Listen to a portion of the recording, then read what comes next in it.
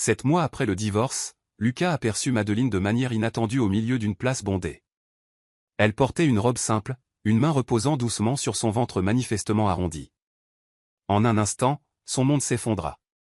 À l'époque, c'était lui qui l'avait forcée à mettre fin à la grossesse.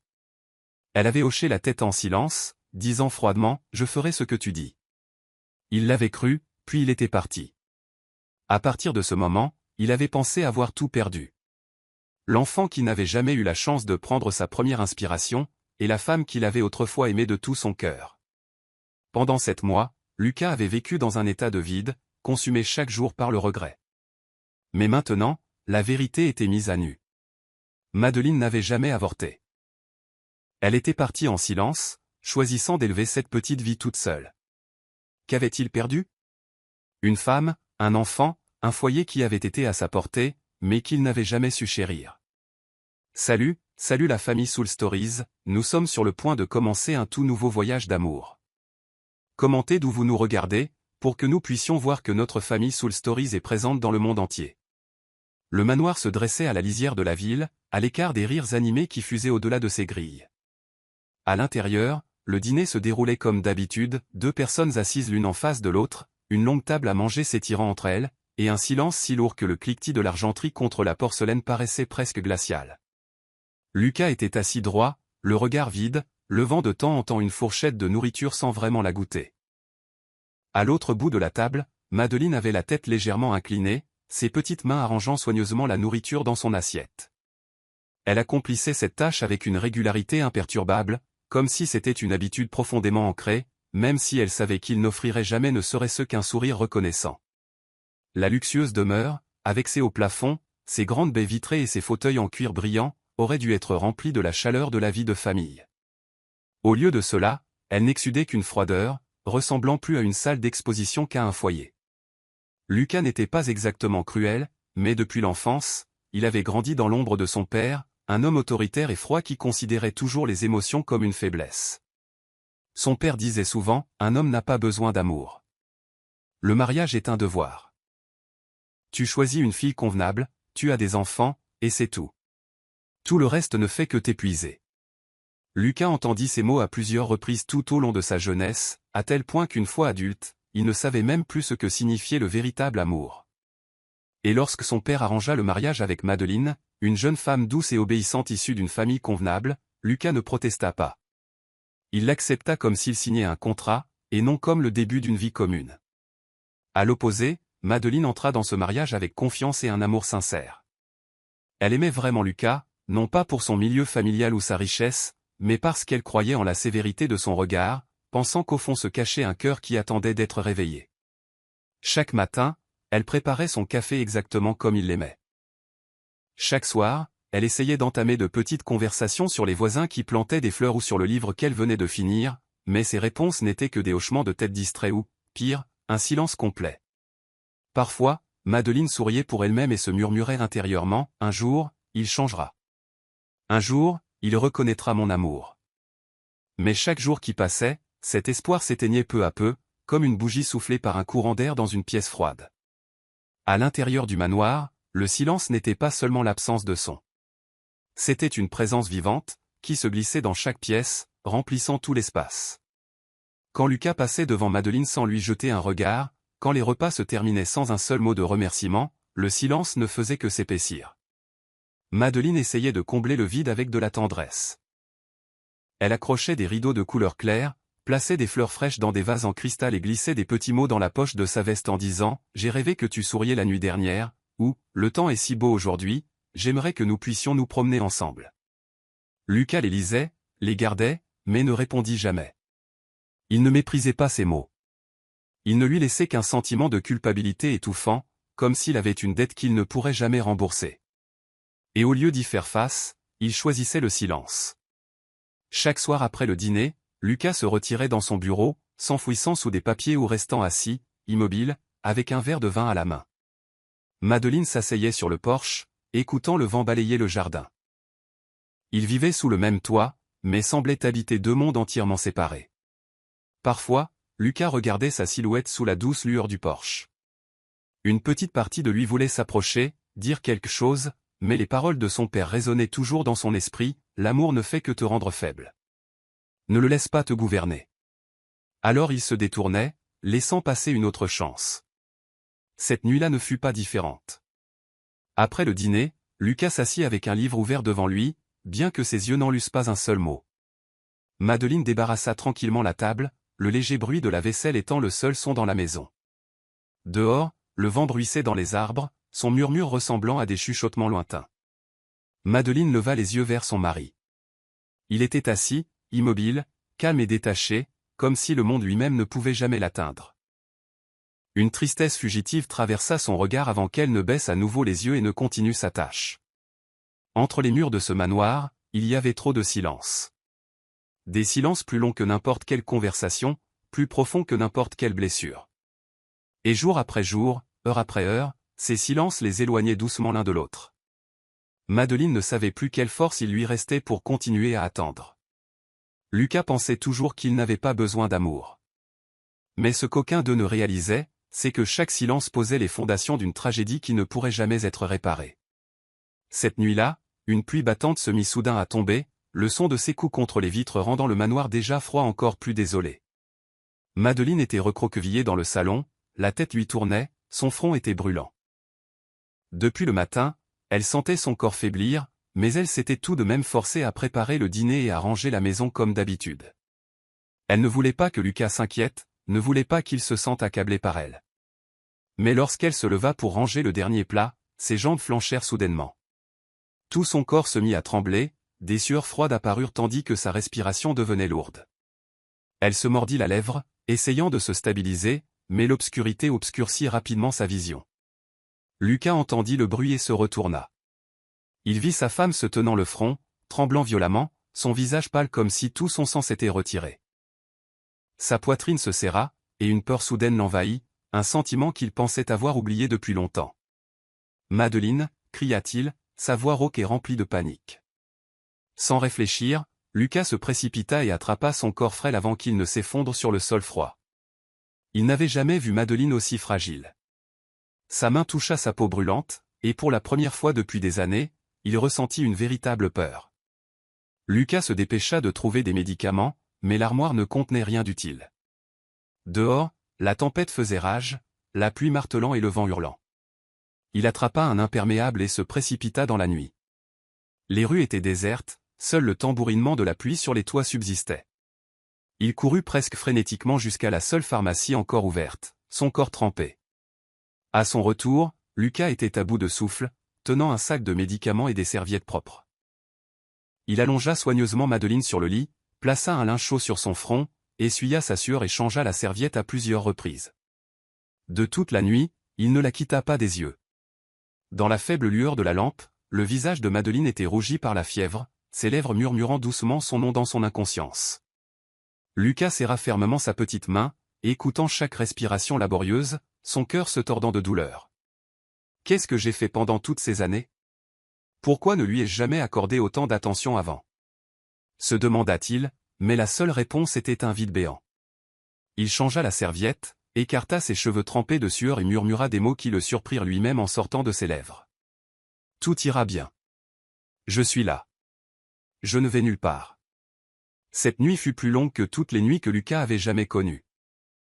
La pluie ne cessa jamais, mais à l'intérieur de la petite chambre, le son de la respiration de Madeleine était la seule chose qui comptait pour lui. Peu à peu, elle sombra dans un sommeil plus profond, sa respiration se régularisant, ses joues n'étant plus brûlantes. Lucas resta assis, immobile, la laissant reposer sa tête contre sa poitrine. Il n'osait pas bouger, comme si un simple clignement d'yeux pouvait briser la fragilité de cet instant. Pour la première fois, il réalisa que ses bras pouvaient protéger quelqu'un, et pour la première fois, son cœur s'agita d'un sentiment qu'il avait enfoui depuis longtemps. Lucas leva les yeux au plafond, ses pensées en ébullition. Il ne pouvait pas définir ce qu'il ressentait. Était-ce de la pitié, du devoir, ou quelque chose de plus profond qu'il avait toujours essayé de nier? À l'aube, la tempête s'était calmée, le ciel était maintenant clair et lumineux comme si aucune tempête n'avait jamais eu lieu. Madeleine ouvrit lentement les yeux. La première chose qu'elle vit fut le visage de Lucas, ses yeux cernés par une nuit blanche, ses mains tenant toujours les siennes fermement. Son cœur se serra. À cet instant, elle se sentit aimée, ou du moins nécessaire. Un léger sourire apparut sur ses lèvres. « Tu es resté éveillé toute la nuit. » Sa voix était rauque. Lucas lâcha rapidement sa main, se levant comme s'il avait peur d'être pris sur le fait. Il se détourna, cachant les émotions qui s'étaient échappées pendant la nuit. « Si tu te sens mieux, repose-toi encore un peu. Je dois aller au bureau. » Les mots tranchèrent l'espoir fragile comme une lame froide. Madeleine hocha doucement la tête, cachant sa déception. Quand la porte se referma derrière Lucas, la pièce retomba dans le silence. Elle fixa le plafond, les émotions déferlant en elle. Elle se souvint de la chaleur de sa main tenant la sienne toute la nuit, se souvint de sa voix murmurant « Je suis là ». Bien qu'il soit revenu à son attitude froide ce matin, elle savait que quelque part, au fond de son cœur, il restait encore quelque chose pour elle. Elle ferma les yeux et se murmura « Peut-être qu'il a encore des sentiments pour moi. Peut-être que je ne devrais pas abandonner. » Dehors, la lumière du soleil filtrait dans la pièce, éclairant son visage fatigué mais plein d'espoir. Un fragile rayon d'espoir, mais suffisant pour que Madeleine continue. Dans les jours qui suivirent la fièvre, le manoir semblait le même que toujours, au plafond, mur d'un blanc austère, grandes fenêtres ouvertes sur le ciel bleu. Mais pour Madeleine, tout semblait différent. En elle vacillait un fragile espoir qu'après cette nuit d'orage, Lucas changerait, que peut-être, enfin, il avait ressenti l'amour qu'elle lui avait prodigué pendant tant d'années. Pourtant, cet espoir s'éteignit lentement, cruellement, comme une bougie étouffée par le vent dans une pièce sans porte. Lucas commença à rentrer plus tard. Il avait des excuses toutes prêtes, du travail au bureau, un dîner avec des clients, ou parfois aucune explication du tout. Mais Madeleine remarqua que ses yeux vacillaient toujours, s'attardant sur un point invisible comme si même lui ne croyait pas à ses propres mots. Toutes les nuits n'étaient pas vraiment chargées. Souvent, après avoir quitté le bureau, Lucas conduisait sans but sur les routes de banlieue, tournant en rond dans des rues éclairées au néon avant de s'engager dans des ruelles sombres et vides, juste pour retarder le moment de rentrer à la maison où Madeleine l'attendait. Dans son esprit, une guerre silencieuse faisait rage. D'un côté, la voix de son père résonnait, « L'amour n'est qu'un devoir. Ne te laisse pas affaiblir. » De l'autre, l'image de Madeleine tremblant sous la pluie, brûlante de fièvre, ses lèvres appelant son nom. Ce souvenir l'étouffait, mais chaque fois qu'il s'approchait, la peur le retenait. Il savait qu'il était un lâche, et pour le cacher, il choisissait de fuir. Au début, Madeleine glissait encore des petits mots dans ses poches, mais quand ses bouts de papier continuaient de disparaître sans une seule réponse, ses mains devinrent hésitantes. Un matin, en préparant le café, elle fixa la deuxième tasse vide. Auparavant, même en sachant qu'il ne la complimentait jamais, elle l'avait fidèlement préparée à sa manière. Un peu plus amère, une pointe de cannelle, un tourbillon de mousse de lait. Mais ce matin-là, elle se versa tranquillement une seule tasse, puis s'assit près de la fenêtre, fixant le jardin sans vie. Le sentiment était étrange, comme si une corde tendue à l'intérieur d'elle avait finalement cédé. Elle n'avait plus la force de s'accrocher avec de si petits gestes. Chaque fois que Lucas rentrait à la maison, on aurait dit qu'il y avait une troisième présence dans la maison, le silence lui-même. Il s'asseyait à leur table, suivait leurs pas, s'infiltrait dans chaque pièce. Il devint si dense que le cliquetis d'une cuillère contre la porcelaine résonnait sèchement, comme une lame. Madeleine ne demandait plus « Comment s'est passée ta journée ?» Lucas ne faisait plus semblant de répondre « Bien ». Il s'asseyait simplement là, deux ombres se faisant face, laissant le vide s'étirer entre eux. Parfois leurs regards se croisaient, pour se détourner aussitôt, comme des étrangers. Le grand manoir, qui aurait dû être rempli de voix et de rires, était devenu un mausolée. Lucas n'était pas inconscient. Chaque fois qu'il entrait et voyait les fleurs que Madeleine avait arrangées, maintenant fanées, et ne voyait qu'une seule tasse de café sur la table, il savait que tout lui échappait. Pourtant, au lieu de parler, il restait silencieux, comme un homme lié par des chaînes invisibles. Lors de ses virées nocturnes, il allumait souvent la radio, pour l'éteindre immédiatement. La musique ne faisait qu'aiguiser sa culpabilité. Il se demandait, suis-je capable d'aimer ? Ou suis-je juste la réplique de mon père, un homme qui connaît le devoir mais pas la tendresse ? Quand il pensait à Madeleine, une partie de lui voulait faire demi-tour, la serrer dans ses bras et murmurer, « Je suis désolé, ne lâche pas », mais le moment passait toujours, écrasé sous les enseignements rigides de son père, qui transformait chaque sentiment en une faiblesse à enterrer. Une nuit, Madeleine était assise sur le porche, le vent passant dans ses cheveux, ses yeux perdus dans le ciel noir et lourd. Elle avait cru que la patience seule le ferait réaliser, mais maintenant elle se demandait, qu'est-ce que j'attends? Une porte qui ne s'ouvrira jamais. Les mots d'amour avaient disparu. Le café du matin était préparé pour une seule personne. Le doux sourire de Madeleine persistait, mais il était devenu un masque pour cacher un cœur qui saignait en silence. Elle n'en voulait pas à Lucas, mais au fond d'elle, elle savait que, aussi grand soit-il, l'amour d'une seule personne ne pourrait jamais combler le vide de deux. Et ainsi, la distance grandissait. Non pas à cause des disputes, mais à cause du silence. Non pas à cause de la haine, mais à cause de l'indifférence. Lucas vivait toujours dans cette maison. Madeleine y évoluait encore, respirant, forçant de légers sourires. Mais ils étaient comme deux mondes parallèles sans plus aucun point de contact. Au fond de leur cœur, tous deux le savaient, un abîme invisible s'était ouvert au sein du manoir. Et si personne ne le traversait, si aucune main ne se tendait, le jour viendrait où cet abîme consumerait tout. Le dîner de ce soir-là n'avait rien d'extraordinaire. Une longue table drapée d'une nappe blanche présentait des plats familiers que Madeleine avait préparés. Une crème de champignons, un bœuf bourguignon avec des pommes de terre, et une miche de pain fraîchement cuite encore tiède au toucher. Un vase d'œillets se trouvait au centre de la table, des fleurs qu'elle avait choisies, croyant que Lucas pourrait apprécier leur simplicité. Il était assis en face d'elle, comme toujours, silencieux, les yeux fixés sur son verre de vin rouge, son visage sans expression. Le bruit des couverts raclant la porcelaine résonnait, sec et creux, se répercutant dans le silence comme s'il tombait dans un puits sans fond. Madeleine versa soigneusement plus de vin dans son verre, essayant de sourire, mais il ne leva pas la tête. Puis, sans crier gare, Lucas claqua sa fourchette, le bruit sec tranchant l'air comme une lame froide. Divorçons. Madeleine se figea, sa main toujours sur la bouteille de vin.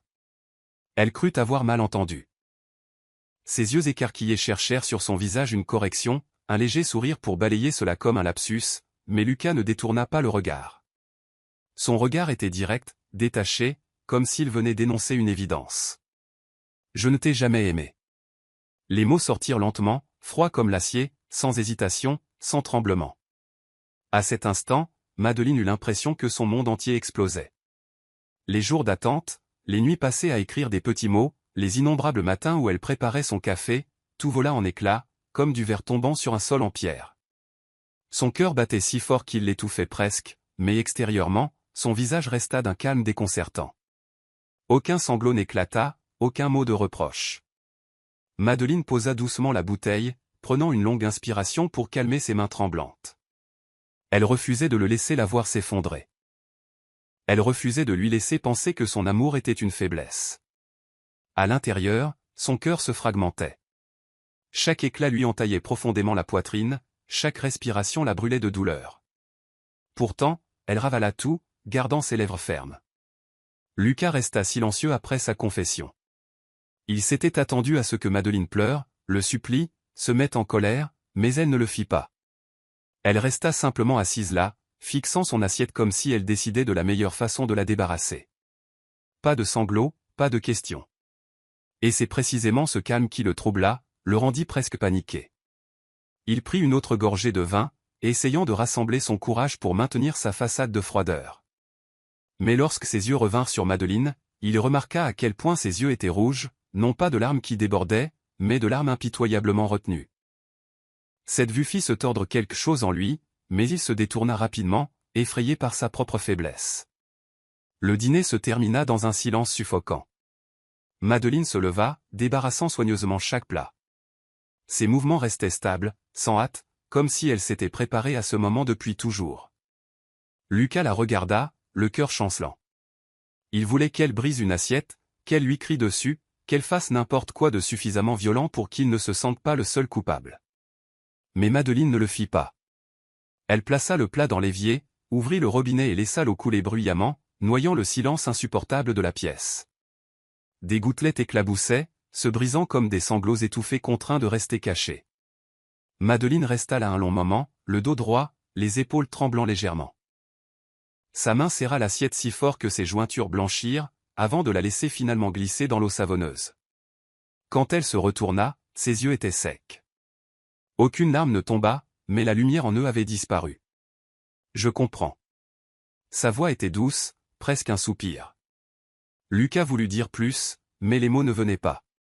Ce hochement de tête calme, cette acceptation sans résistance, lui donnèrent l'impression qu'il venait de perdre quelque chose de bien plus précieux qu'il ne pourrait jamais remplacer. Pourtant, il resta assis, son visage froid et impassible. À l'intérieur, son cœur était déchiré. Mais sa raison hurlait, ne sois pas faible. C'est le bon choix. Madeleine se dirigea lentement vers la chambre, fermant la porte derrière elle. Lucas resta seul dans la vaste salle à manger, le tic-tac de l'horloge et l'odeur âcre du vin pour seule compagnie. Cette nuit-là, Madeleine s'assit sur le lit, serrant un oreiller, ses yeux fixés sur le vide devant elle. Aucune larme ne tomba, mais tout son corps semblait pétrifié. Les souvenirs affluèrent. Le sourire le jour de leur mariage, l'espoir d'un foyer ensemble, le matin où elle préparait le café en l'attendant. Tout cela était maintenant réduit à une seule phrase impitoyable, « Je ne t'ai jamais aimé ».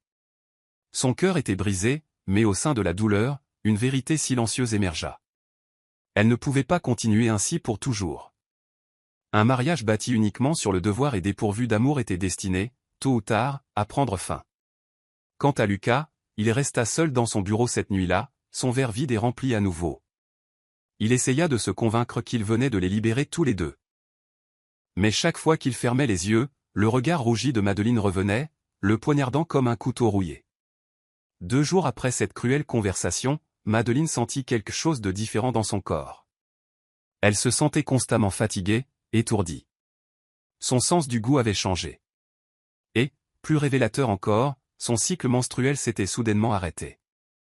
Une intuition profonde s'agita en elle, tremblante mais scintillante d'espoir. Cet après-midi-là, alors que Lucas était encore sorti, Madeleine se rendit discrètement à la pharmacie de la ville. L'air était vif, le vent tirant sur la fine écharpe autour de son cou. Elle marchait rapidement, la main serrant la poche de son manteau, son cœur battant la chamade. Dans son sac à main, un petit test de grossesse semblait porter le poids de tout son destin. De retour dans la salle de bain, elle verrouilla fermement la porte. Ses mains tremblaient violemment en ouvrant la boîte, son cœur martelant contre ses côtes. Lorsque la 2e ligne apparut lentement, elle étouffa un sanglot et s'effondra sur le sol. 2 lignes rouges, claires, indéniables. Pendant un instant, Madeleine fondit en larmes. Mais ce n'était pas seulement des larmes de peur. Dans ses yeux brillants, une lumière, une étincelle d'espoir, luisait. Une vie, un petit miracle né dans les ruines d'un mariage mourant. Elle posa doucement sa main sur son ventre, murmurant comme pour elle-même, « Bébé, je ne suis plus seule. » Ce soir-là, Lucas rentra tard. Madeleine l'attendait dans le salon, le test caché dans sa poche. Son visage était pâle, mais ses yeux brillaient d'une détermination féroce. Lorsque Lucas retira son manteau, elle se leva et parla, sa voix tremblante mais stable. « Lucas, je suis enceinte. » La pièce se figea. Lucas se raidit, ses yeux s'écarquillant comme s'il venait d'entendre une condamnation à mort. Il recula d'un pas, forçant un rire tendu et amer. « Non, non, c'est impossible. »« Tu es sûr ?» Madeleine hocha la tête, sa main reposant toujours sur son ventre, comme pour protéger la petite vie à l'intérieur du regard glacial de son mari. Lucas se prit la tête, faisant les 100 pas, puis s'arrêta brusquement. Sa voix craqua, aiguë et urgente. « Débarrasse-t'en. C'est fini entre nous. Je ne peux pas porter un autre fardeau. C'est une erreur, Madeleine. » Madeleine resta silencieuse. Elle le regarda droit dans les yeux, sans larmes, sans supplication, seulement un lent et délibéré hochement de tête. « D'accord. Je m'en occuperai. » Lucas expira lourdement, comme soulagé d'un poids. Il se détourna, ne voyant jamais le feu qui brûlait dans les yeux secs de Madeleine, brillant d'une détermination inébranlable. Intérieurement, elle murmura, « Non, je n'abandonnerai pas mon enfant. Même si je suis seule, je garderai ce bébé. Ce n'est pas une erreur. C'est le cadeau que le destin m'a fait. » Cette nuit-là, Madeleine était allongée sur le côté, la main sur son ventre, écoutant la respiration régulière de Lucas de l'autre côté de la pièce. Son cœur était brisé par ces paroles impitoyables, mais sous la douleur se cachait une force rare. Elle imaginait les yeux du bébé, la courbe d'un sourire. Elle imaginait ses premiers pas, le son d'une petite voix l'appelant « Maman », dans une maison qui ne contenait plus que le silence. Dans le noir, Madeleine murmura à la petite vie, « Tu es à moi. Même si personne d'autre ne t'accueille, je te garderai, je te le promets. Quant à Lucas, lorsque Madeleine accepta l'avortement, un étrange sentiment de soulagement l'envahit, comme s'il avait effacé une obligation non désirée. Mais en se couchant, le vide s'insinua, l'empêchant de dormir. Il ne savait pas pourquoi sa poitrine se serrait chaque fois qu'il se souvenait du regard calme de Madeleine. Pas suppliant, pas brisé, mais terriblement calme. Ce que Lucas ne réalisait pas, c'est que dans ce silence, Madeleine avait déjà fait un choix monumental. Un choix qui allait changer leurs deux destins pour toujours. Le lendemain matin, Madeleine prépara une tasse de thé léger au lieu de café. Elle s'assit près de la fenêtre, la main posée sur son ventre. Le ciel dehors était gris, des gouttes de pluie s'accrochant encore aux feuilles du jardin. Mais dans ses yeux, une graine avait déjà germé. Elle ne savait pas ce que l'avenir lui réservait, mais elle savait qu'elle devait continuer à avancer, pour son enfant, pour l'amour auquel elle avait tout donné, et pour la nouvelle vie qui grandissait à l'intérieur de son corps fragile. Le monde extérieur était silencieux, mais dans son cœur, Madeleine grava un vœu inébranlable. Tu naîtras. Je te protégerai de toute ma vie, même si cela signifie affronter toutes les tempêtes seule. Le matin était gris, le ciel lourd de nuages. Pas de soleil, seulement une lumière terne et incolore se déversant sur la route qui menait à la petite clinique en bordure de ville. Lucas conduisait, le visage sévère, les yeux fixés droit devant, sans daigner dire un mot. Madeleine était assise sur le siège passager, serrant fermement son sac à main, les paumes moites. Dans son esprit, son cœur battait à tout rompre. Je vais mentir, mais c'est le seul mensonge qui puisse protéger mon enfant. La voiture s'arrêta. Lucas sortit le premier et lui ouvrit la portière. Le geste, autrefois significatif, n'était plus qu'une coquille vide, dépouillée de toute affection. Madeleine hocha légèrement la tête et entra dans la clinique. Le vieux docteur, un ami de la famille, la regarda avec surprise. En tremblant, Madeleine attrapa sa main, murmurant avec urgence, « Je ne peux pas abandonner ce bébé, mais s'il vous plaît, laissez-moi rester ici un moment. » Le docteur se figea. Il la regarda profondément dans les yeux, rempli de désespoir, mais brûlant d'une détermination inébranlable. Après un long silence, il soupira et fit un petit signe de tête. « D'accord, restez ici aussi longtemps que vous en aurez besoin. » Des larmes montèrent aux yeux de Madeleine alors qu'elle murmurait « Merci ». Dehors, dans le couloir, Lucas était assis, les bras croisés, le regard fixé sur le mur blanc. Le temps s'étirait, chaque tic-tac de l'horloge délibérée, traînant. En lui montait un étrange mélange d'émotions, soulagement, vide, et le sentiment lancinant qu'il perdait quelque chose qu'il ne pouvait même pas nommer. Pendant ce temps, Madeleine était allongée dans la salle de repos, berçant son ventre, pressant sa joue contre le drap froid. Elle ferma les yeux et murmura à la petite vie en elle, « Mon enfant, je ne t'ai jamais abandonné.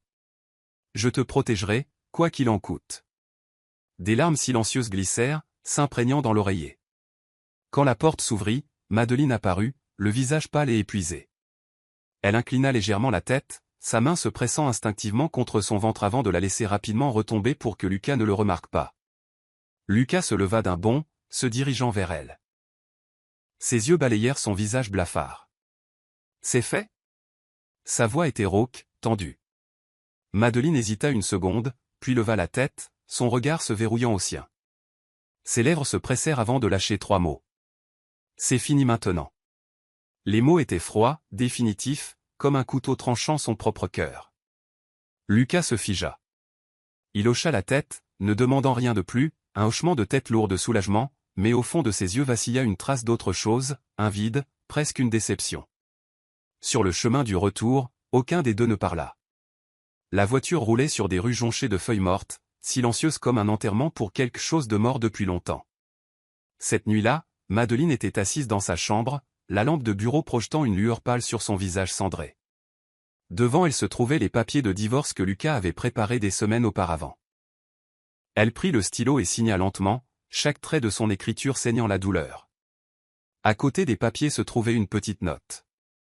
D'une écriture tremblante mais claire, elle écrivit « Je te souhaite la paix, même sans moi. » Pas de reproches, pas d'amertume, juste un adieu silencieux, un point final à un chapitre. Madeleine plia la note et la plaça à côté des papiers. Puis elle ouvrit le tiroir et en sortit une petite valise. À l'intérieur, seulement quelques vêtements, quelques économies, et le test de grossesse avec 2 lignes vives, la seule preuve du secret qu'elle portait. À minuit, Alors que Lucas avait sombré dans un sommeil lourd après plusieurs verres de vin, Madeleine descendit tranquillement les escaliers avec la valise. Le faible bruit des roues sur le plancher en bois résonna, mais pas assez pour le réveiller. Elle s'arrêta sur le seuil, se retournant pour regarder le manoir une dernière fois. Les souvenirs affluèrent, les matins à préparer le café, les mots d'amour cachés, les espoirs naïfs. Maintenant, il ne restait que le vide. Prenant une profonde inspiration, elle posa sa main sur son ventre et murmura « Allons-y, mon enfant. C'est le début de notre nouvelle vie. » Elle ouvrit la porte et sortit. Le vent nocturne lui mordit la peau, mais à l'intérieur de Madeleine, une flamme s'alluma, la flamme de la détermination et de l'amour. L'autoroute fendait la nuit comme un fil d'argent. Le bus de nuit cahotait, son moteur lourd se mêlant au vent sec du désert. Madeleine était assise au dernier rang, serrant sa petite valise, une écharpe en laine tirée fermement sur sa tête. Chaque fois que le bus heurtait un nid de poule, son corps se balançait. Elle posa sa main sur son ventre, murmurant comme pour apaiser un enfant endormi, « Tout va bien, mon cœur. Nous y sommes presque. » Dehors, le ciel flamboyait d'innombrables étoiles, un ciel qu'elle regardait rarement en ville. Ici, le silence était différent, non pas le silence suffocant du manoir de Lucas, mais un silence qui étreignait comme des bras ouverts. Et Madeleine réalisa qu'elle avait peut-être mal interprété le silence depuis tout ce temps. Dans cette maison, le silence était un mur. Ici, le silence était le ciel lui-même. Le bus s'arrêta à une petite gare routière, son panneau grinçant dans le vent. L'odeur de café fort et de pain de maïs fraîchement cuit flottait depuis un restaurant en bord de route. Madeleine descendit, respirant la terre sèche, la poussière et l'odeur chaude du maïs, qui lui semblait inconnue mais réconfortante. Elle commanda une tasse de lait chaud, sa main reposant toujours sur son ventre. Le serveur sourit en connaissance de cause, ne demandant rien, et glissa discrètement une fine tranche de citron dans son eau, comme s'il comprenait la subtile nausée d'une femme enceinte. Au moment où le bus quitta l'arrêt, la nuit tirait à sa fin. La route menant au petit village en bordure du Nouveau-Mexique se rétrécissait, les lampadaires se raréfiant. Quand le chauffeur cria « Dernier arrêt », Madeleine descendit sa valise, la roue raclant doucement la terre battue. Devant elle s'étendait un chemin de terre rouge flanqué de grands cactus silencieux, comme les gardiens du désert. La maison de sa grand-mère, Madame Morale, se tenait derrière une haie d'hibiscus. Les murs en plâtre s'étaient délavés, le toit en tôle terni par l'âge, et sur le porche était suspendue une guirlande de piments rouges séchés, comme des chapelets de la terre. Madeleine s'arrêta au portail en bois, ses doigts planant au-dessus du loquet. Ses mains tremblaient, non pas de peur d'être rejetée, mais parce qu'après tant d'années à se forcer à être forte, elle était sur le point de s'autoriser à être faible. La porte grinça en s'ouvrant, déversant une lumière jaune et chaude sur le porche. Sa grand-mère se tenait là, petite et légèrement voûtée, ses cheveux argentés attachés en chignon, un ouvrage de broderie à moitié terminé encore à la main. Elle regarda Madeleine longuement, ne posa aucune question, puis toucha sa joue avec des doigts rugueux et chauds comme la braise. « Entre, ma fille » murmura-t-elle, comme si elle craignait de réveiller quelqu'un dans la nuit. Dans la cuisine, la bouilloire sifflait sur le poêle à bois. L'odeur de tortilla chaude, d'oignons légèrement revenus et de feuilles de laurier d'une simple soupe se mêlait pour créer le parfum du foyer, une fragrance que Madeleine avait oubliée depuis longtemps. Sa grand-mère posa un bol de soupe devant elle, n'insistant sur rien, ne demandant rien. Madeleine baissa la tête, la cuillère cliquetant contre le bol en terre cuite alors que ses yeux la brûlaient. « Mange quelque chose de chaud », fut tout ce que sa grand-mère dit. Après la soupe, sa grand-mère étendit une vieille couverture bleue dans une petite chambre à l'arrière avec une fenêtre donnant sur le jardin de cactus. Au-dessus du lit était suspendu un chapelet usé, et à côté, une table en bois avec un vase de fleurs sauvages. Elle posa un petit bol d'eau tiède avec une tranche de citron sur la table de chevet. Ces petits gestes, tacites, disaient tout. Ici, tu es en sécurité. Avant d'éteindre la lumière, sa grand-mère se tint dans l'embrasure de la porte, ses yeux bienveillants et stables. Si tu as faim, appelle-moi. Sinon, dors. Demain, nous parlerons. Madeleine hocha la tête, la gorge serrée. Quand la porte se referma doucement, elle s'assit sur le lit, la main berçant son ventre. Des larmes tombèrent, silencieuses et lentes, des larmes attendues depuis longtemps pour un cœur qui avait enduré trop de silence. « Tu n'es plus seule maintenant », murmura-t-elle comme pour sceller une promesse au ciel nocturne. Le matin dans le village se réveillait lentement. Les coqs chantaient longuement et gravement, les balais balayaient les cours avec de doux bruissements, et une fois de plus, l'arôme des tortillas emplit la cuisine. Sa grand-mère lui tendit un tablier.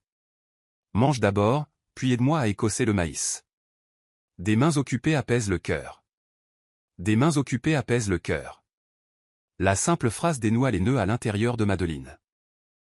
Elle finit la tortilla, sirota un thé à la cannelle et se sentit rassurée par la force tranquille des choses ordinaires.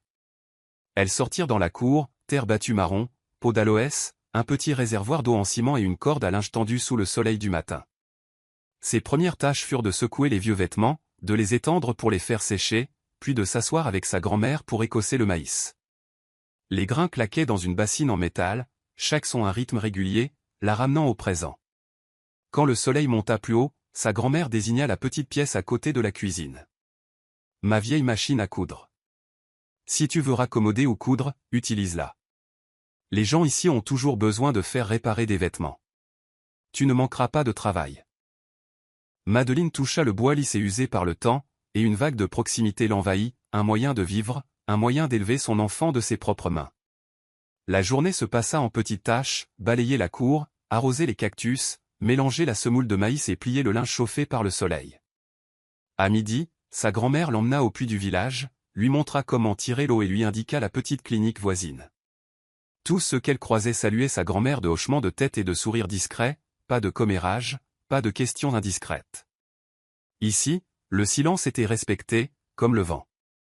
Le soir, une femme d'âge moyen apparut à la grille, laissant 2 chemises aux épaules déchirées et une robe avec une fermeture éclair cassée. Madame Moral les accepta, puis se tourna vers Madeline. « Peux-tu réparer ça ?» Madeline hocha la tête. « Oui, je le ferai avec soin. » Cette nuit-là, elles s'assirent ensemble sur le porche, sa grand-mère raccommodant une couverture bleue, Madeline réparant la robe, le bruit régulier des aiguilles piquant le tissu remplissant le silence. Le ciel du désert s'étendait au-dessus d'elle comme un bol d'encre parsemé d'étoiles. La brise portait l'odeur de la terre et des piments séchés.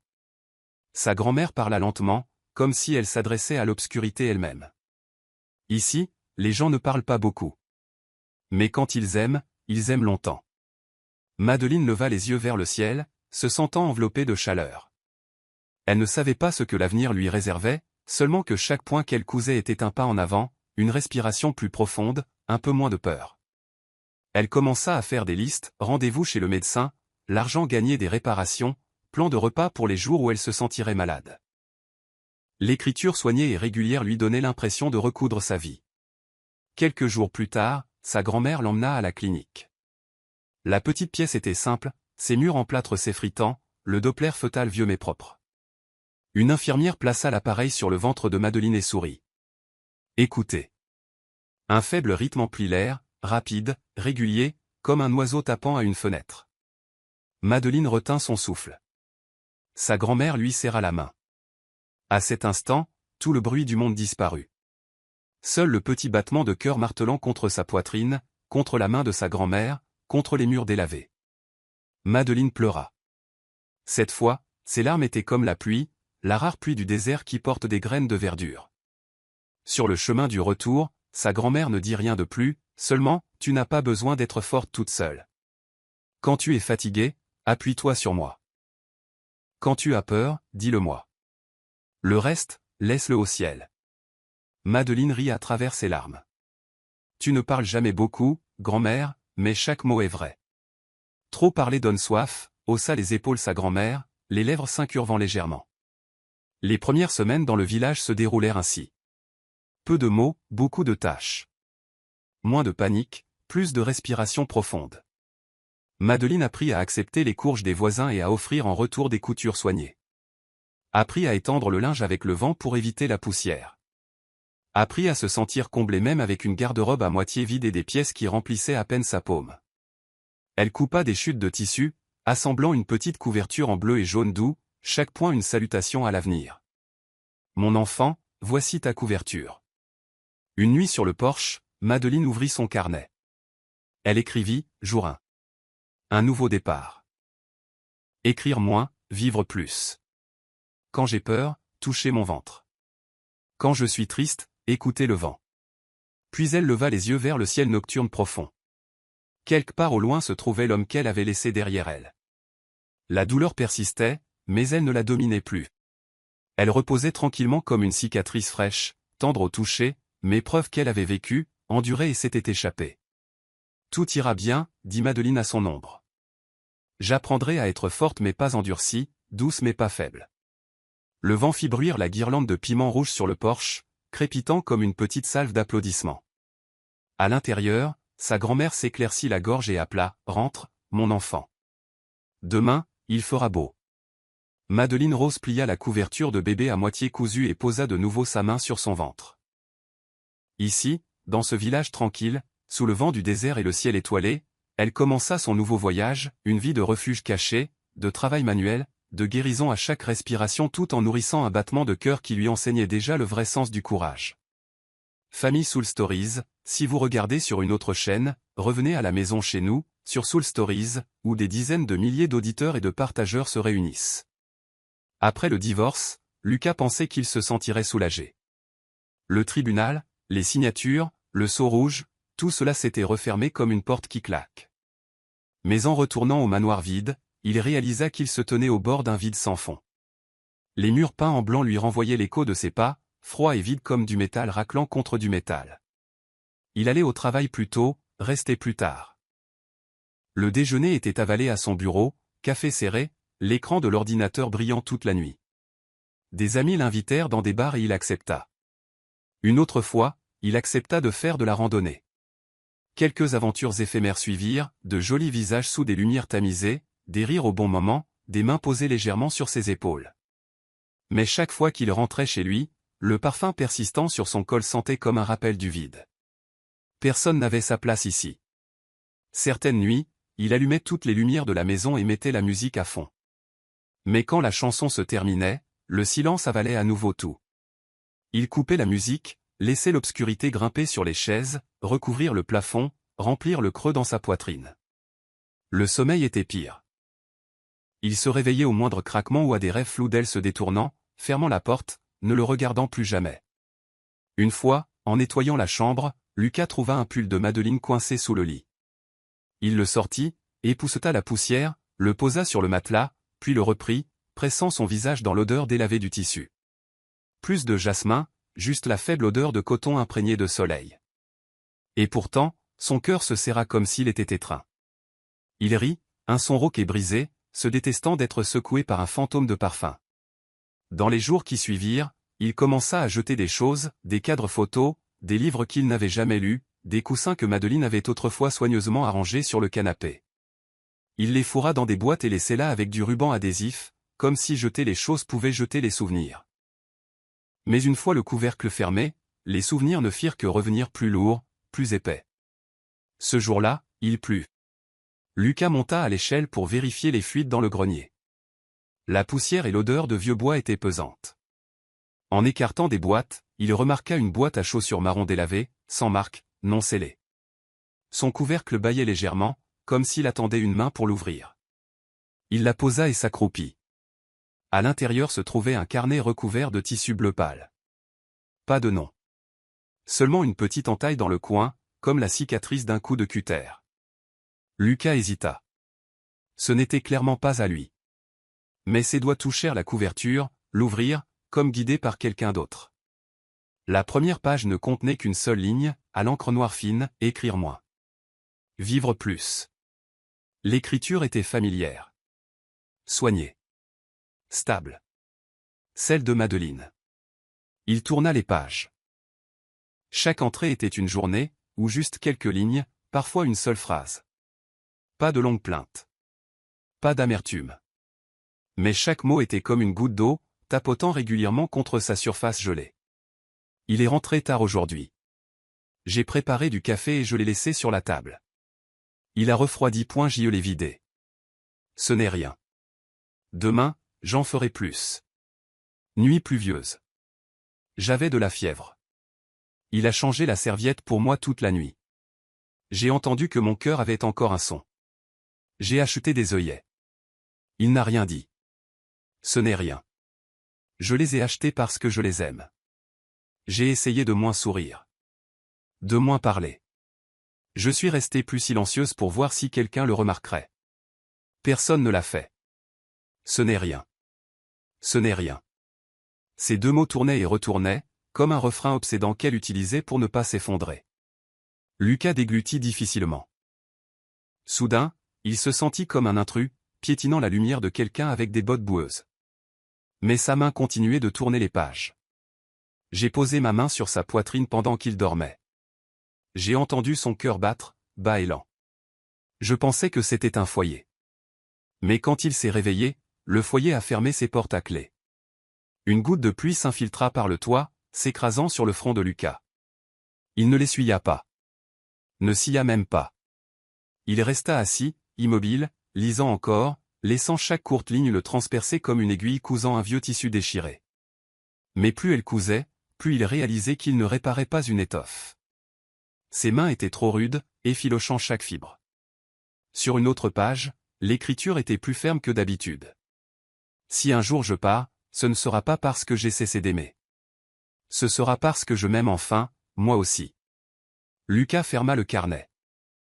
Dans le silence, il écouta la pluie au-dessus, passant d'une averse régulière à des clapotis épars, puis s'estompant. Il voulut soudain s'excuser, mais auprès de qui? Du carnet? Du ciel? D'elle? Et comment le pouvait-il, quand tout ce dont elle avait toujours eu besoin était un homme qui reste, et que tout ce qu'il avait jamais su faire était de fermer des portes? Il appuya son front contre la surface fraîche recouverte de tissu.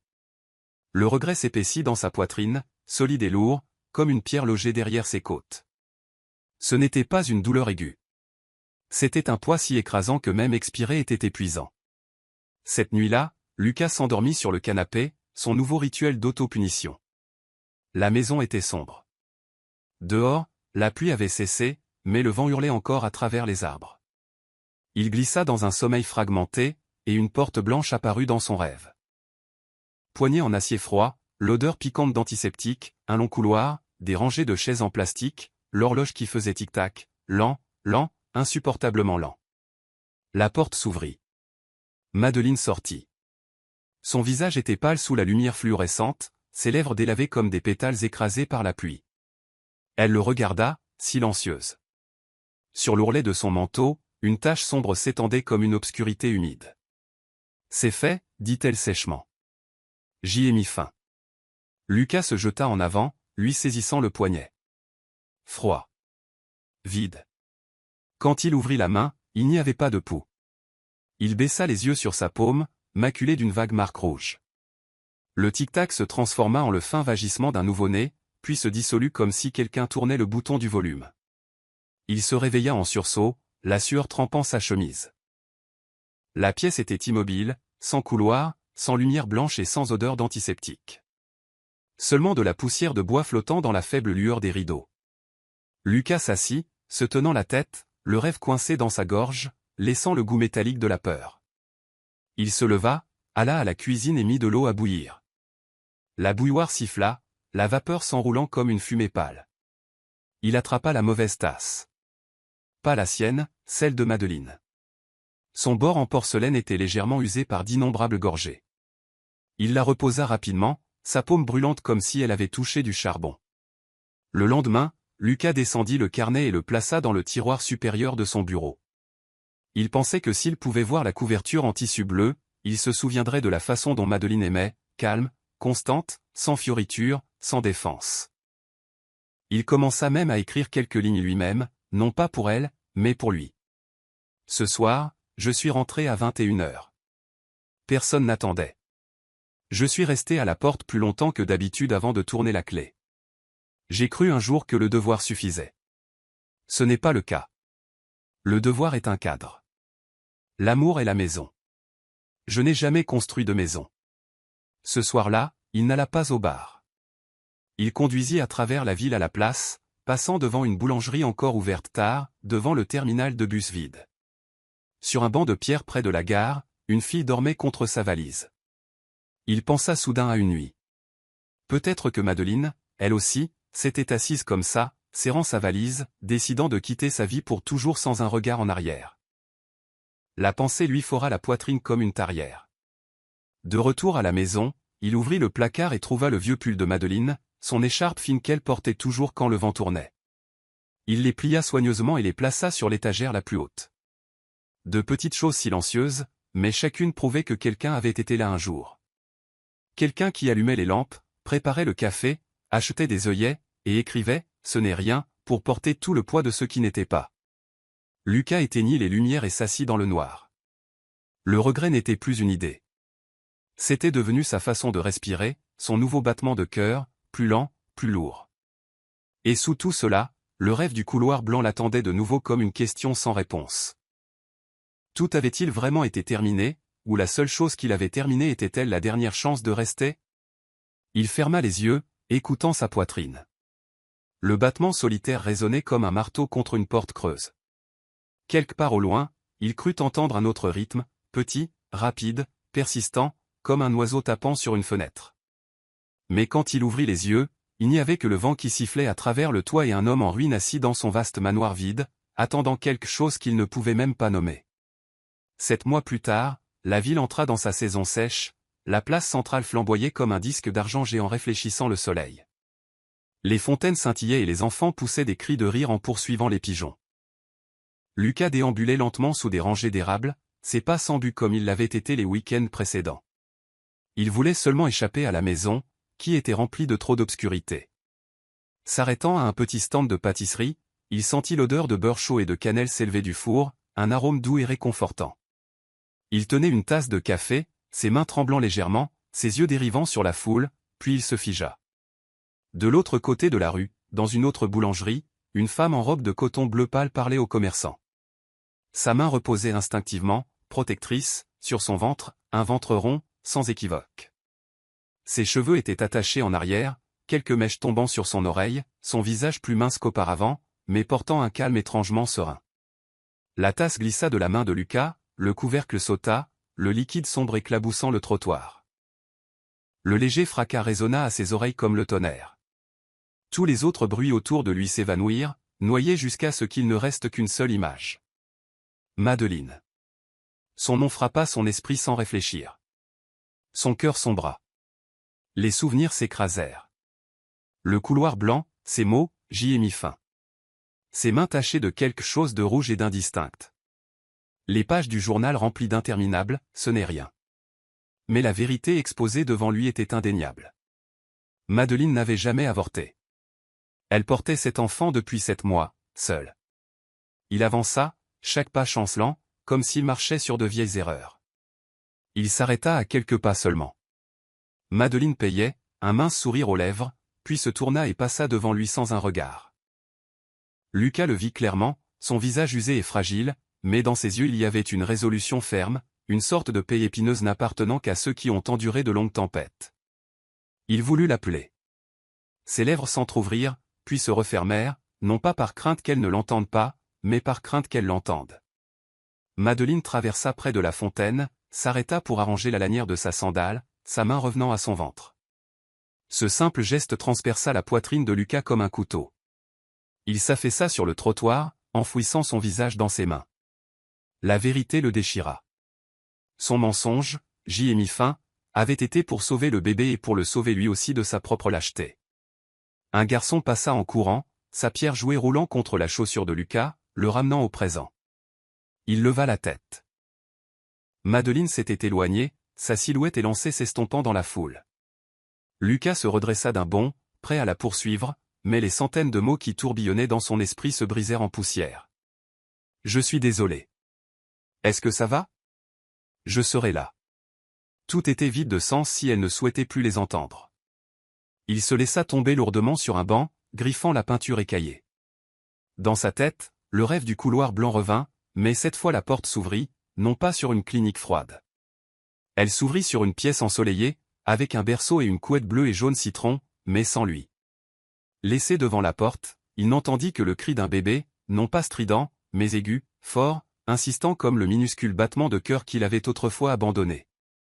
Lucas crispa son visage, aspirant une bouffée d'air qui lui coupa la poitrine. Non. Il ne pouvait pas laisser cela lui échapper à nouveau. Il ne pouvait pas laisser la lâcheté gagner.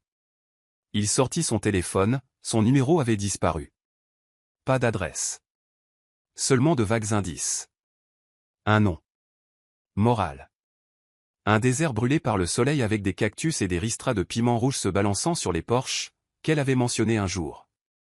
Il regarda sa silhouette s'évanouir, puis fit son choix. Il la trouverait.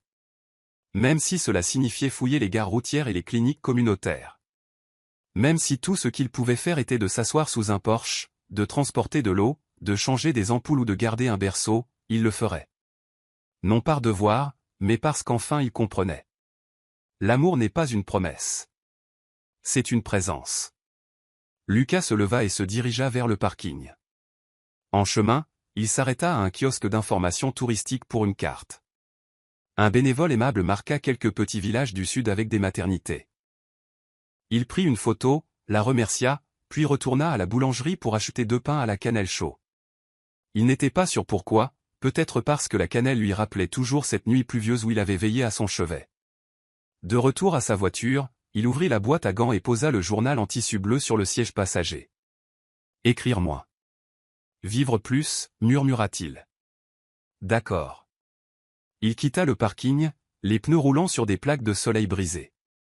Dans le rétroviseur, la ville rétrécit, la place brillante se réduisant à une minuscule boîte. Mais l'image de Madeleine près de la fontaine, la main sur son ventre, grandit en lui, remplissant chaque vide. En s'engageant sur l'autoroute, le ciel s'ouvrit comme une porte battante. Lucas baissa la vitre, laissant le vent chaud s'engouffrer, transportant l'odeur d'asphalte et une légère trace de cannelle. Il ne savait pas si le pardon attendait au bout de la route ou juste une autre porte claquée. Mais cette fois, il accepta de ne pas savoir où il allait. Parce qu'entre savoir et être là, il choisissait d'être là. Lucas serra fermement le volant. Le voyage avait commencé. Et quelque part au loin, dans un village tranquille, des piments rouges crépitaient encore dans le vent, attendant qu'un homme frappe, n'apportant aucune promesse, seulement ses mains. Merci de faire partie de Soul Stories. Si vous écoutez sur une autre chaîne, revenez à la maison officielle pour continuer nos voyages d'amour ensemble avec la famille Soul Stories. La route de terre rouge s'étendait sous des roues couvertes d'une fine poussière. Lucas arrêta la vieille voiture de location devant une petite maison en adobe, son toit de tuiles modelé sous le soleil de l'après-midi du Nouveau-Mexique. Le portail en bois était usé par le temps, la clôture penchée, et quelques poussins grattaient la terre près du porche. L'odeur de terre sèche mêlée au parfum des tortillas cuisant quelque part dans le village était portée par la brise. Il sortit, les paumes moites. Des mois de tourments l'avaient conduit ici, où Madeleine se cachait. Il frappa à la porte. Elle s'ouvrit, et Lucas se retrouva face aux yeux noirs profonds de Madame Morale, une femme aux cheveux d'argent, petite de taille, mais tranchante comme une lame. Elle resta silencieuse plusieurs secondes avant que sa voix rude et rauque ne perce, sans la moindre trace de courtoisie. « Pourquoi êtes-vous ici? N'avez-vous pas assez fait souffrir cette fille ?» Lucas baissa la tête, sa voix rauque. « Je sais que j'ai eu tort, mais je dois être ici. Pas pour trouver des excuses, mais pour le bébé. » Madame Morale croisa les bras, son regard froid le balayant de la tête aux pieds, comme pour peser si l'homme devant elle portait ne serait-ce qu'une trace de sincérité. Enfin, elle soupira, lasse mais ferme. « Si ce n'était pour l'enfant, je vous aurais claqué cette porte au nez. Vous pouvez rester, mais écoutez-moi bien. Pas de promesses, pas de belles paroles, seulement des actes. Madeleine n'a pas besoin d'un homme qui parle bien. Elle a besoin de paix, et l'enfant a besoin d'un père, si vous êtes encore digne d'en être un. » Lucas hocha rapidement la tête, s'étouffant avec ses remerciements. Elle ne répondit pas, se contentant de pointer l'arrière de la maison. Petite chambre au bout du couloir. Nettoyez-la vous-même. Midi dans la cuisine, Madeleine posait une pile de tissus sur la table quand le son de pas familier résonna. Elle se retourna et son cœur s'arrêta. Lucas était là, plus mince, plus usé, mais toujours l'homme qu'il avait autrefois forcé à tout abandonner. Le feu prit dans ses yeux. « Vous n'avez aucun droit d'être ici », le coupa-t-elle avant qu'il ne puisse parler. Lucas se figea, luttant pour rester calme. « Je ne suis pas venu causer de problème. Je... » Non, sa voix tremblait, mais ses mots étaient résolus. « Vous m'avez forcé à avorter, signé les papiers du divorce et m'avez abandonné. Vous n'avez aucun droit de vous tenir à nouveau devant moi. Alors partez. Maintenant. » L'air s'épaissit. Lucas déglutit difficilement. Il voulait dire « Je suis désolé », supplier pour une chance. Mais à la fin, Le silence fut tout ce qu'il réussit à produire. Il hocha légèrement la tête, reculant vers la porte. Son ombre disparut derrière la clôture en bois. Madeleine resta plantée là, ses mains agrippant le bord de la table jusqu'à ce que ses articulations blanchissent. Un instant, elle crut avoir gagné, avoir chassé le passé de sa vie. Mais son cœur battait encore la chamade, car sa présence soudaine avait déterré tout ce qu'elle avait essayé d'enfouir. Le soir tomba. Madeleine sortit sur le porche pour chercher des légumes séchés pour les poules. En contournant le coin du jardin, elle se figea. Lucas était toujours là. Il avait enlevé son blazer sur mesure, ne portant plus qu'une chemise blanche maintenant froissée, ses poignets maculés de poussière. Ses chaussures en cuir italien étaient éclaboussées de boue, un étrange contraste avec sa silhouette agenouillée près de la vieille clôture, tenant maladroitement un marteau comme un homme peu habitué au travail manuel. À côté de lui se trouvait un seau de clous rouillés et un vieux marteau que Madame Morale avait laissé dehors. Madeleine se mordit la lèvre. « Je vous ai dit de partir, dit-elle, sa voix acérée d'amertume. Lucas s'arrêta, se tournant vers elle, ses yeux fatigués mais fermes. « Je sais, mais je ne peux pas partir. Laissez-moi au moins faire quelque chose d'utile. » Il baissa de nouveau la tête, continuant à enfoncer des clous dans le bois, comme s'il n'avait besoin d'aucune autre explication. Madeleine resta silencieuse. Le vent du soir soulevait ses cheveux, transportant l'odeur de la terre sèche et le gloussement des poules dans la cour. Sa poitrine se serra. Une partie d'elle voulait crier, le chasser à nouveau. Mais une autre partie, fragile, tremblante, s'émut à la vue de cet homme, pour une fois silencieux mais persistant. Elle lui tourna le dos, rentrant dans la maison, cachant le tumulte dans ses yeux. Mais au fond d'elle, Madeleine savait que son retour ne serait pas écarté aussi facilement qu'elle l'avait pensé. Le matin dans le village commençait avec le chant des coqs et des lueurs rouges pâles se déversant sur les montagnes lointaines. Pour Lucas, chaque jour au ranch de Madame Morale était comme entrer dans un autre monde. Pas de bourdonnement constant des téléphones, pas de réunions d'affaires suffocantes, seulement balayer les feuilles, réparer les clôtures ou transporter des sacs de nourriture pour poules. Son téléphone sonnait encore avec des appels de son père, de l'entreprise et de vieux amis de la ville. Mais Lucas le laissa dans le tiroir, sans réponse. Chaque fois que le nom de son père s'illuminait sur l'écran, sa poitrine se serrait en sachant ce que cela signifiait. Reviens maintenant. L'entreprise a besoin de toi. Ne perds pas ton temps dans ce trou perdu. Il avait obéi à ses ordres toute sa vie. Mais cette fois, il éteignit le téléphone. Cette fois, il avait décidé que c'était là qu'il devait être. Madame Morale, qui avait été méfiante au début, l'observait maintenant en silence. Elle voyait un homme qui n'était plus habillé comme un cadre supérieur tiré à 4 épingles, mais avec les manches de sa chemise retroussées, les bras bronzés par le soleil. Maladroit, gauche, mais persistant. Il ne faisait aucune promesse. Il travaillait, simplement. Lucas répara le toit qui fuyait, transporta du bois de chauffage dans la cuisine, et passa parfois des après-midi entiers à nettoyer le poulailler. Il le faisait non pas pour des remerciements, mais parce que c'était la seule façon qu'il connaissait de dire « je ne m'enfuirai plus ». Madeleine voyait tout cela, bien que son visage ne trahisse rien. Elle restait silencieuse, gardait ses distances. Ce n'est que dans des moments fugaces que ses yeux s'adoucissaient, des moments dont elle se détournait rapidement chaque fois que Lucas les surprenait. Un après-midi, Madeleine tendit la main vers l'étagère supérieure pour un bocal de semoule de maïs. Son ventre rendait ses mouvements maladroits. Lucas se tenait à proximité, hésita une seconde, puis parla d'une voix basse et prudente. « Madeleine, puis-je vous aider ?» C'était la première fois qu'il prononçait son nom ainsi, avec respect, et non comme un ordre. Madeleine se figea. Elle hésita, puis s'écarta. Lucas descendit le bocal et le posa doucement sur la table. Un si petit geste, pourtant il lui remua le cœur. Elle ne dit pas merci, se contenta de baisser la tête et de continuer. Mais au fond d'elle, elle savait que la glace s'était légèrement fissurée.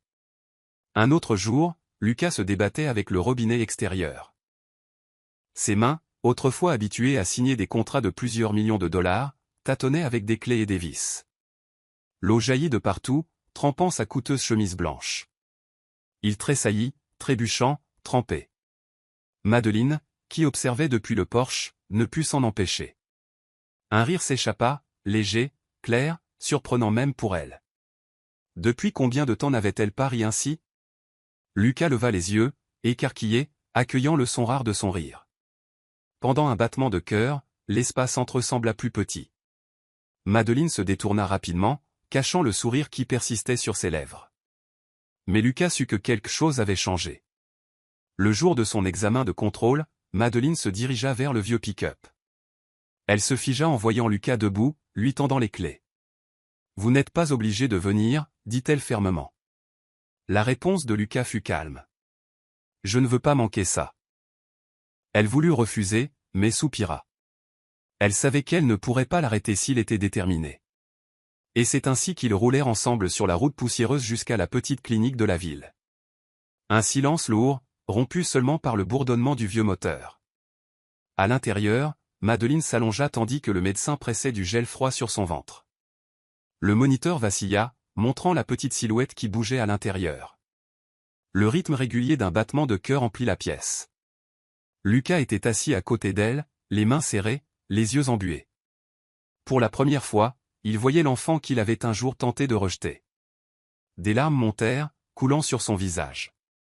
Il essaya de les cacher, mais Madeleine les vit. À cet instant, elle ressentit à la fois de la douleur et de la chaleur. Douleur en se souvenant comment il l'avait autrefois forcé à abandonner. Chaleur parce que, pour la première fois, elle voyait ses yeux trembler d'amour pour quelque chose au-delà de lui-même. Sur le chemin du retour, aucun ne parla. Pourtant, le silence était différent maintenant. Pas le vide pesant d'avant, mais un pont fragile. Mince. Délicat. Reliant deux cœurs qui pourraient encore retrouver leur chemin l'un vers l'autre. Cette nuit-là, Madeleine s'assit sur le porche, sa main reposant sur son ventre tandis qu'elle contemplait le ciel étoilé. Lucas s'assit à quelques pas, n'osant pas s'approcher, se contentant d'être là, tranquillement. Dans ce silence, Madeleine réalisa que sa présence ne ressemblait plus à un fardeau. C'était comme un pont se construisant lentement, une brique à la fois, vers une confiance qu'elle avait cru perdue à jamais. Cette nuit-là, les vents changèrent, transportant le froid sec du désert et le bruissement des cactus derrière la maison. Madeleine se tourna dans le petit lit, sa main reposant instinctivement sur son ventre. Une douleur aiguë se contracta soudain de son dos jusqu'à son estomac, comme une corde invisible qui se tendait, puis se relâchait. Elle retint son souffle, comptant 10, 11, 12 avant que cela ne s'apaise. Elle venait à peine de fermer les yeux qu'une autre vague frappa, plus profonde, plus forte. « Grand-mère » murmura Madeleine, sa voix se brisant. Madame Moral se leva rapidement, comme si elle attendait cette heure depuis des semaines. Elle pressa une main sur le front de sa petite fille, puis sur son ventre, mesurant le rythme des contractions. Ses yeux sages ne montraient aucune panique. « C'est l'heure, Mija.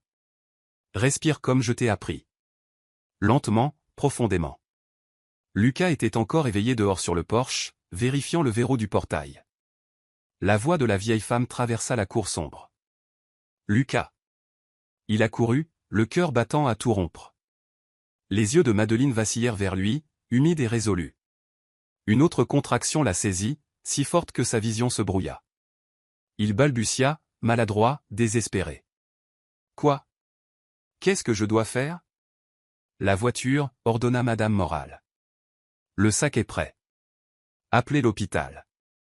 Les mains de Lucas tremblaient en composant le numéro, sa voix rauque. Nous sommes en route pour la maternité, Madeleine Moral, à terme. Contraction toutes les 3 à 4 minutes.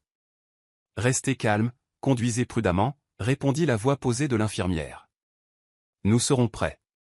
En quelques minutes, Madame Moral aida Madeleine à enfiler une robe ample et des chaussures souples. Lucas passa ses bras autour d'elle, et pour la première fois de sa vie, il comprit le sens de tenir doucement.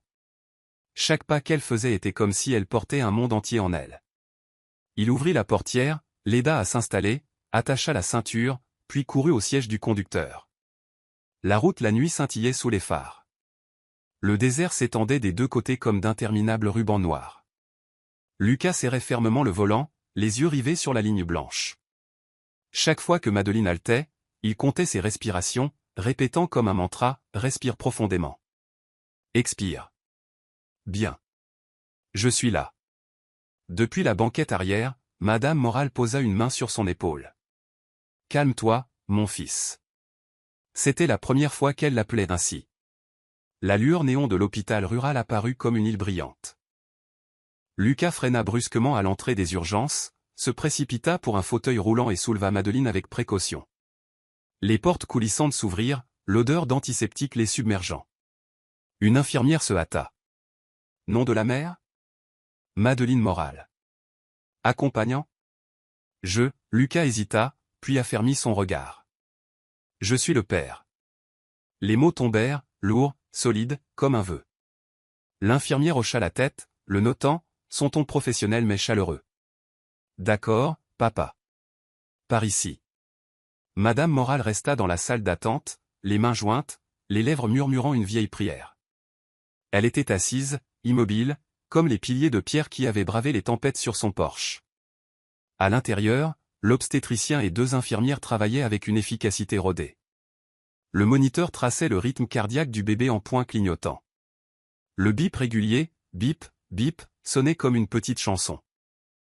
Madeleine agrippa la barre du lit, la sueur coulant sur sa tempe. Lucas se tenait à ses côtés, lui offrant sa main. Elle serra si fort que ses doigts s'engourdirent, et il ne ressentit rien d'autre que de la gratitude de partager ne serait-ce qu'une fraction de sa douleur. Madeleine, la contraction monte, dit le médecin doucement mais fermement. Respirez comme nous l'avons pratiqué. C'est ça. Lucas se pencha, lui murmurant à l'oreille. Je suis là. Regardez-moi. Bien. Vous vous en sortez si bien. Elle le regarda. Pendant une fraction de seconde, à travers les vagues d'agonie, leurs yeux se rencontrèrent, pas de passé, pas de mots cruels. Seulement le présent brûlant comme un feu. Le temps s'étira comme du sucre fondu. 1 heure. 2. La douleur déferlait en vagues implacables. Madeleine sentit qu'elle pourrait se briser en 100 morceaux. Une fois, elle haleta, Je n'y arriverai pas. Si, vous le pouvez, répondit Lucas, sa voix féroce de conviction. Respirez. Regardez-moi. Le médecin vérifia, puis hocha la tête. D'accord, Madeleine. C'est le moment. Quand je compterai, poussez de toutes vos forces. La contraction suivante frappa comme une tempête. Madeleine serra les dents, rassembla chaque once de force, les yeux fermés. Les voix se superposèrent autour d'elle, le décompte des infirmières, 1, 2, 3. Les encouragements du médecin, parfait.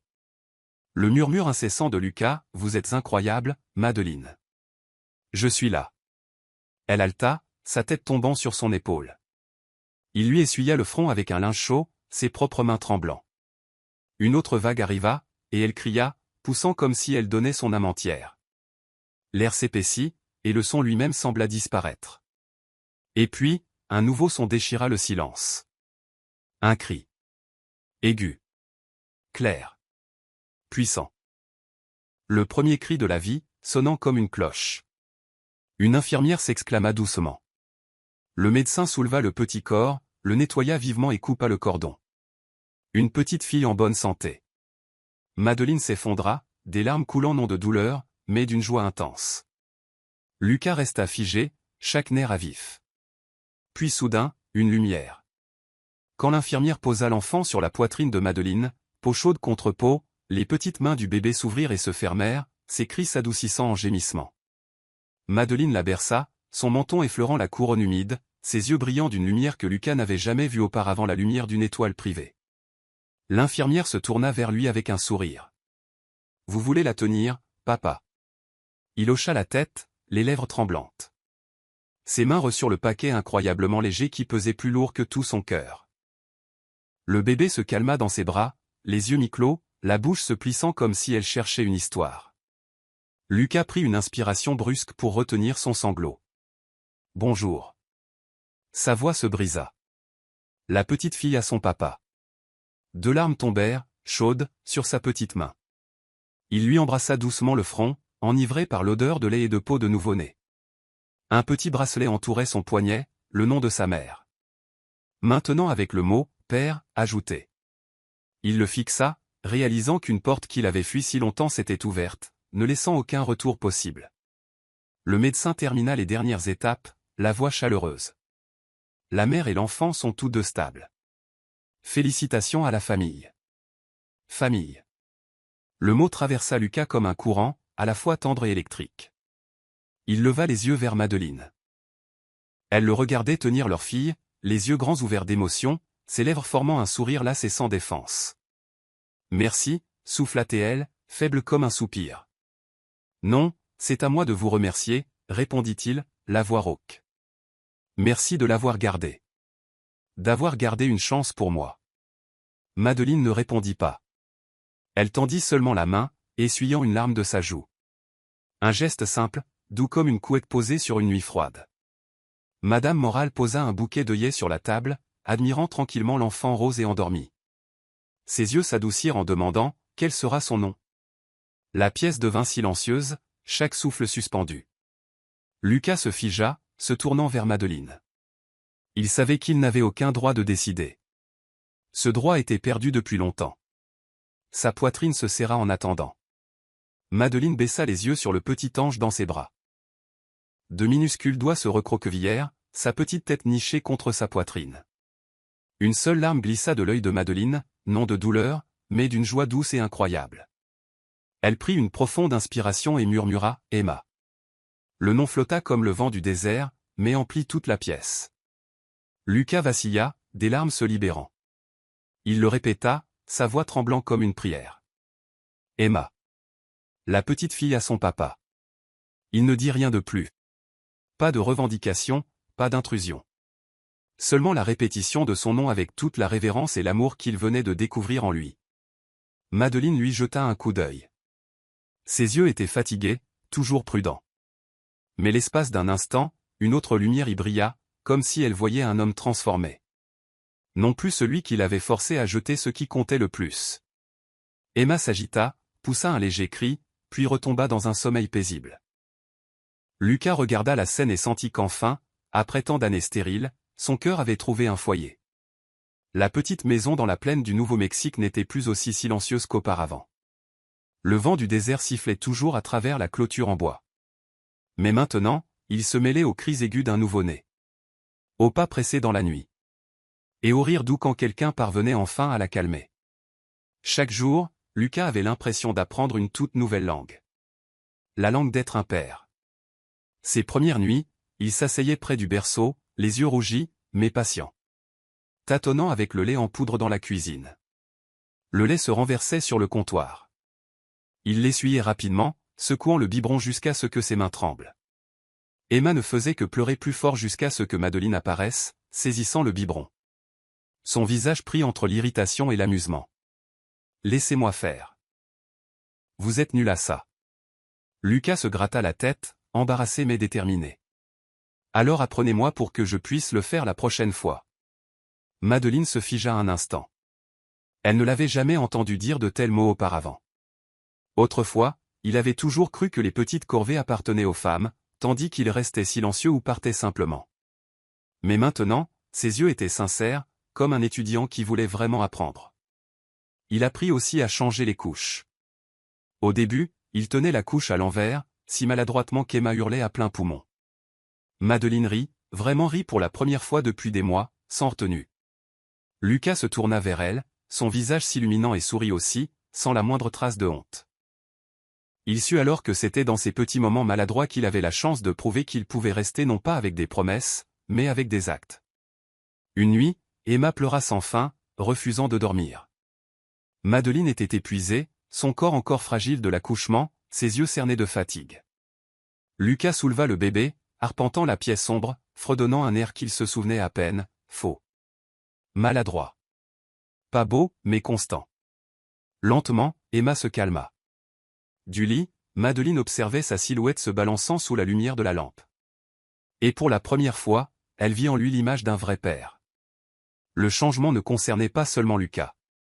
La maison, autrefois remplie d'un silence pesant, pulsait maintenant de nouveaux rythmes. L'odeur du lait, la douceur poudrée de la lotion pour bébé, le sifflement de l'eau chauffant sur le poêle chaque nuit. Les petites tâches qui pesaient autrefois uniquement sur Madeleine étaient maintenant partagées par une autre paire de mains. Un après-midi, Madame Moral berçait Emma, puis les appela tous les deux. La lumière du soleil entrait en biais par la fenêtre, dorant ses cheveux d'argent. Elle replaça Emma dans les bras de Madeleine, puis tourna son regard sévère mais doux vers Lucas.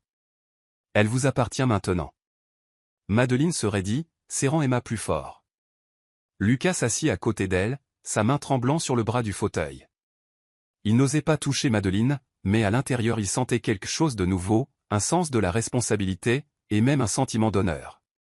Madame Moral les étudia longuement avant de soupirer. J'ai élevé une famille toute ma vie, et je sais une chose. Un enfant a besoin de plus que du lait et un lit chaud. Elle a besoin d'un vrai foyer. Si vous deux voulez encore essayer, c'est votre dernière chance. Puis elle se leva et partit, ses mots suspendus dans le calme. Madeleine baissa les yeux sur Emma, puis de côté sur Lucas. Ses yeux débordaient d'espoir, de remords, et de quelque chose comme de la dévotion.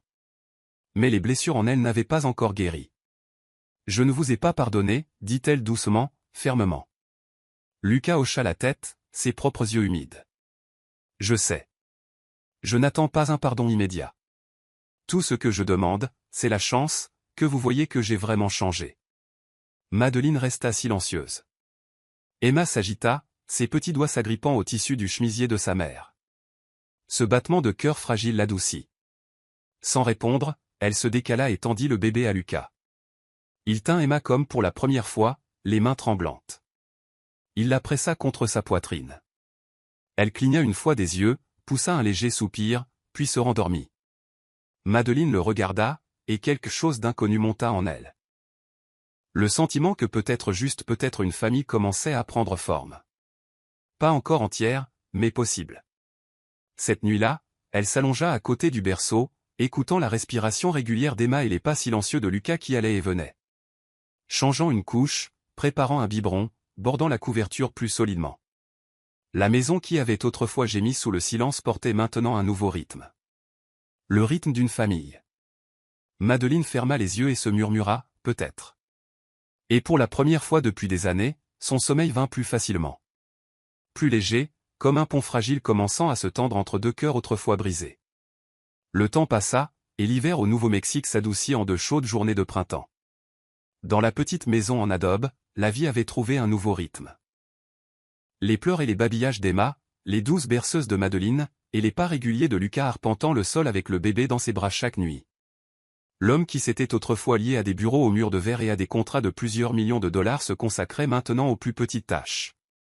Il apprit à changer les couches rapidement, découvrit comment faire rire Emma en faisant des grimaces ridicules, et cuisina même le dîner de ses propres mains.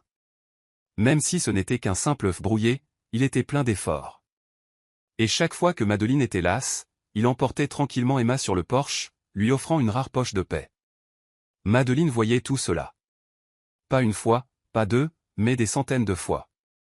Sa patience, son attention, sa tendresse. Lentement, les murs autour de son cœur commencèrent à se fissurer, bien que des parties d'elle souffrent encore, non guéries.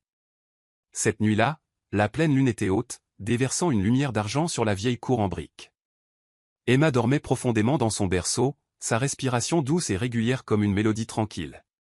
Madeleine était assise sur le porche, un fin châle drapé sur ses épaules, son regard dérivant vers le ciel lointain. Lucas sortit, une main cachée derrière son dos. Son cœur battait la chamade, comme s'il avait de nouveau 20 ans. Il resta immobile un instant, puis s'avança vers elle, ses yeux débordant d'une sincérité qu'il n'avait jamais montrée auparavant. Il s'agenouilla. Madeleine sursauta, levant la tête. Le clair de lune révéla son visage non plus froid, non plus protégé par l'orgueil. Ce qui restait était simplement un homme lourd de regrets et débordant d'amour. Madeleine, sa voix était rauque. Je vous ai fait du mal. Je vous ai laissé tout endurer seul alors que vous n'auriez pas dû. Je ne vous demande pas d'oublier. Je n'ose pas prétendre que je mérite cela. Mais je vous en supplie. Pardonnez-moi.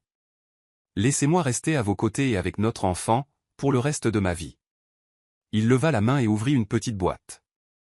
À l'intérieur se trouvait une bague en argent, simple mais brillante sous la lune. Il n'avait pas choisi le diamant éblouissant de leur premier mariage, car cette fois il voulait un symbole, non pas de devoir, mais d'humilité et de vérité. Madeleine était sans voix. Son cœur tremblait violemment. Les mois solitaires, les cicatrices pas encore complètement guéries, les larmes qu'elle avait versées, tout cela existait encore. Mais devant elle se trouvait un homme transformé, non par des mots, mais par d'innombrables jours d'action patiente. Elle baissa son regard vers Emma, dormant paisiblement dans son berceau, ses petites lèvres incurvées comme dans un léger sourire. Madeleine le vit clairement. C'était sa famille, et elle savait qu'il était temps d'ouvrir son cœur. Des larmes coulèrent sur ses joues alors qu'elle hochait la tête, murmurant « oui ». Lucas retint un sanglot. Ses mains tremblaient en glissant la bague à son doigt. Leurs mains se serrèrent fermement cette fois, non pas comme un contrat, mais comme un vœu d'amour. Il attira Madeleine dans ses bras, la tenant comme s'il était terrifié de la perdre à nouveau. Madeleine enfouit son visage contre son épaule, ses larmes mouillant sa chemise. Mais pour la première fois depuis des années, son cœur était léger, non plus chargé, en paix. À l'intérieur de la maison, Madame Moral se tenait à la porte, un châle drapé sur ses épaules, ses yeux brillants. Elle ne dit rien, souriant seulement avec une satisfaction tranquille. Le sourire d'une femme qui avait vu sa petite-fille retrouver le bonheur et un homme apprendre enfin à rester. Au-dessus d'eux, la lune étendait sa lumière d'argent sur la cour. Emma dormait profondément, ses petites mains reposant à côté de son visage, témoin innocent d'un nouveau départ. Lucas, Madeleine et Emma étaient assis ensemble, leurs bras s'enlaçant sous la douce lueur de la lune. Plus de silence froid, plus de distance. Seulement une petite famille, raccommodée par l'amour et le pardon. Et à cet instant, ils surent que ce bonheur durerait, car il n'était pas construit sur l'obligation, mais sur un amour qui était enfin vrai.